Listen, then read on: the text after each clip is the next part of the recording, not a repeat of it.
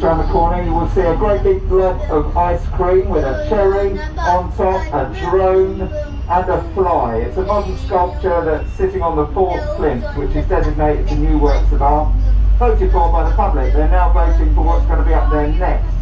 These items sit here for about a year and a half. The title of this one is nice and cheery. It's called The End. It's what we need at the moment, isn't it? Anybody know who's at the top of this column on the left?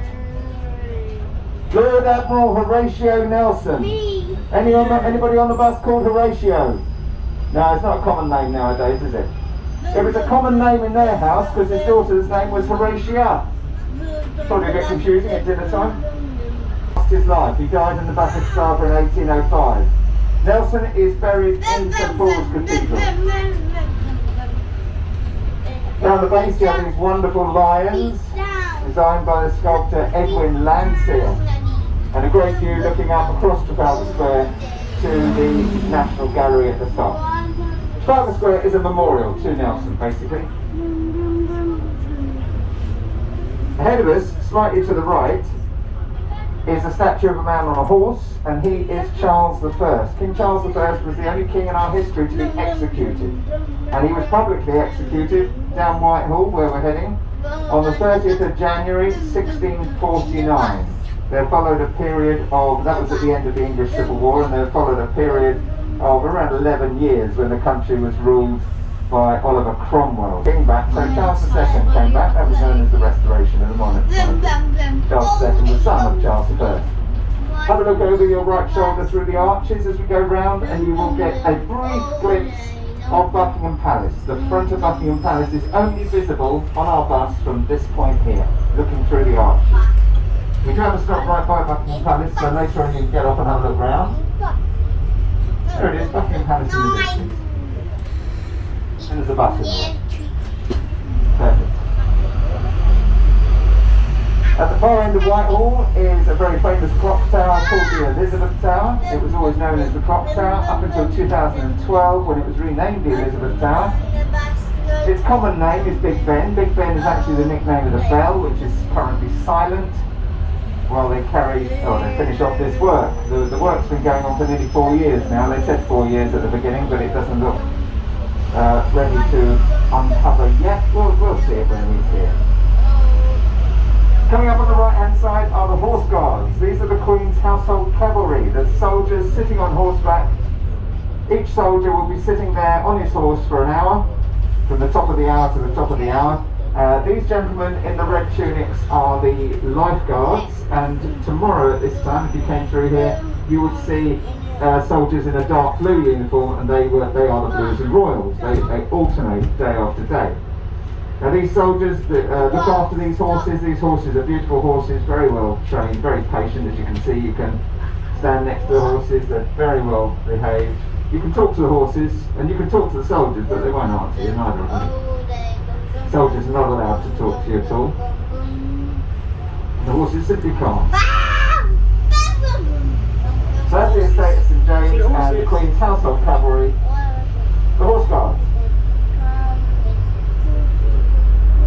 This big building on the right hand side, this is the Cabinet Office. This is the team that are directly answerable to the Prime Minister. And Prime Minister Boris Johnson lives at number 10 Downing Street, and where these black railings are, that's the entrance to Downing Street. So number 10 is halfway down on the right. Now there was a policeman standing by the front door this morning, which probably means that the Prime Minister was in. It's down there on the right hand side, just behind the Cabinet Office. You'll see the road sort of kinks round. It does help if there's a policeman standing there. I can't actually see one at the moment.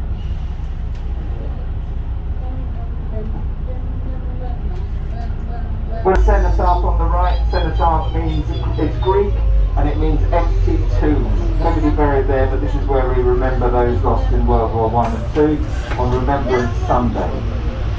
This big roundabout is Parliament Square. There's some very old buildings here. This is the origin of Westminster. So ahead of us on the right we have two churches. The small white one is 500 years old. That's called St Margaret's, the Parish Church of Westminster. Behind that, the massive structure is Westminster Abbey. Now the original Westminster Abbey, along with the Palace of Westminster, which used to be on the road ahead of us, The original abbey and that were built by Edward the Confessor around 1000.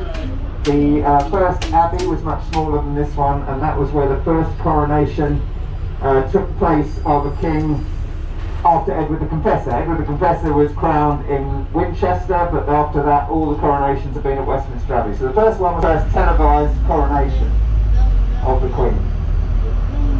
In the corner here ahead of us, right in front of the bus now, on that old building there, was built by William the Conqueror's son, William Rufus, William II, and that building dates back to 1098. The Palace of Westminster that was part of was destroyed by a fire, apart from this building and one at the other end, in 1834. So the Houses of Parliament were all built to replace those, and they were built on riverland. This was all river, where the Houses of Parliament were. If you look to your right, you see Westminster Hall.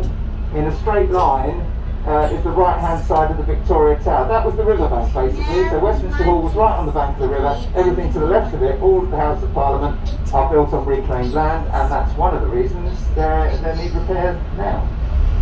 Whereas Westminster Hall doesn't. So here we are, heading across the river for the first time. The river cruise is just down here on the left. This is one of the places you can get it from, Westminster Pier. If you want to get it here, get off at the next stop, walk back across the bridge and down the steps. Over there on the left is the London Eye. That's open. Again, you have to book it online. And if you look behind you at the House of Parliament, this is one of London's most famous views, looking at the House of Parliament across the River Thames. From Westminster Bridge. We're on Westminster Bridge. Okay, so our next stop for the London Eye, the river cruise by walking back across the bridge, and Sea Life Aquarium and Shrek's Adventure and the London Dungeons, all here. The other place you can get the river cruise from is the Tower of London.